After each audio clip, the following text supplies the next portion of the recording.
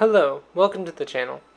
We've had a new update in DitD the Dungeon, and with that, a lot of new changes to the speedrun community, including a buff and a massive nerf to two of our favorite frogs. First off, let's talk about the nerf. Mango. Mango. The infamous tungsten hand relic that you start off with Mango has been nerfed. Instead of being able to move any dice, that means any dice that's attached to the board, including heavy and enemy dice, you can now only do once per turn. This in turn nukes the capability of Mango's flash heavy combo, which made it famous for top runs, like the sub 6 minute, close to 5 minute run that Shives had recently done, as well as efforts like other speedrunners of 7 and of course high 75, me, in efforts to try to get a record very close to it.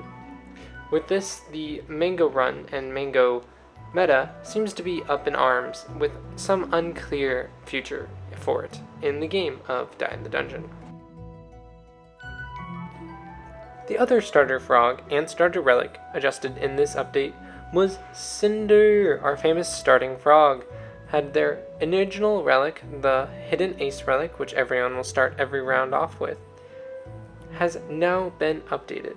For every 10 dice you use, you will gain +1 energy, as well as the original effect where you get +1 draw at the start of odd turns will remain. This will make the Cinder meta much more consistent, as you're able to use your flash D8 die much more, especially if you have hollow. This basically allows for a guaranteed 2 uses of a non-hollow flash D8 splash die, or 4 uses of just a normal flash hollow D8 die, making the consistency of Cinder runs much more applicable in the future. I personally am very happy about this, as I was and still am not a fan of Cinder speedruns, but I think this new update to the hidden ace relic will make Cinder much more beginner friendly and also enjoyable to run in speedruns. Especially with Mango being nerfed, I do expect a massive update to lisver and Cinder runs in the speedrun community, especially as the lisver records currently are pretty up for open. I expect myself to make a convincing update to my Cinder run, which is currently a 13 minute. It is one of the worst runs on speedrun.com. So I think we'll see a very exciting new meta in the future. 2 relics and 2 potions were both added to the dungeon in this update. Both of the potions, one legendary and one uncommon potion, affect healing, which will be very important in casual runs and will expectedly see little to no use in speedruns. It is important to note that with a new legendary relic, that means that boss loot has gotten a little bit harder to receive in the game, especially due to now fighting with another relic in the loot you can get after bosses, making RNG a little bit harder, making speedruns a little bit less consistent. It'll be very exciting to see if there is going to be any use for these relics in the future. The 2 potions added in this update are the Ghost Potions, simply named Ghost and Super Ghost Potion.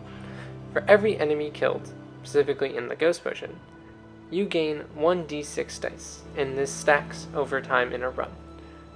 This potion, I believe, will be extremely good for speedruns, as you are able to stack mass amount of damage in one turn, which will be very useful for the boss.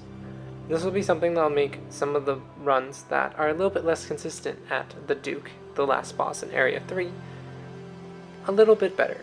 I've seen a lot of issues when it comes to getting that final kill. So I think that just what we have now with this potion will make a lot of runs a lot better.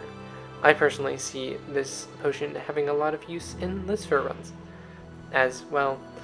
I sometimes struggle to get that final 40 or 50 damage off on the Duke, so having this Ghost Potion in the back of my pocket, especially if I get it early in Area 1 or 2, as a great use to just absolutely nuke the boss and make sure that a run stays on time. We also expect a few new updates to the speedrun records currently. After the potions update, we've had only 3 speedrunners submit a new run, which is severely down from the amassed amount of runs we used to see before the potions update. With the new RNG and map layout, where there's less tiles in the area 2 and 3, runs have gone faster and faster. Currently, speedrun.com does not show this, but High 75 has become a top 3 mango runner, achieving a 702. This is very important, as High 75 is one of 2 runners on the DitD Speedrun community which do not use a mouse, being Mac users who use trackpad.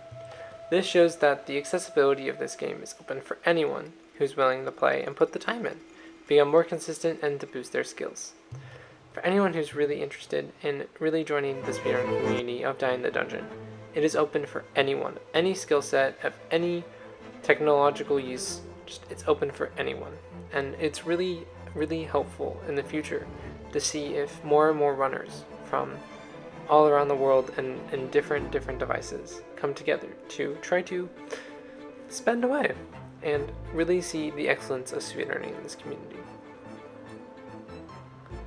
Additionally, it is important to note that Chives has become the definitive top #1 runner, with 7 right close behind them.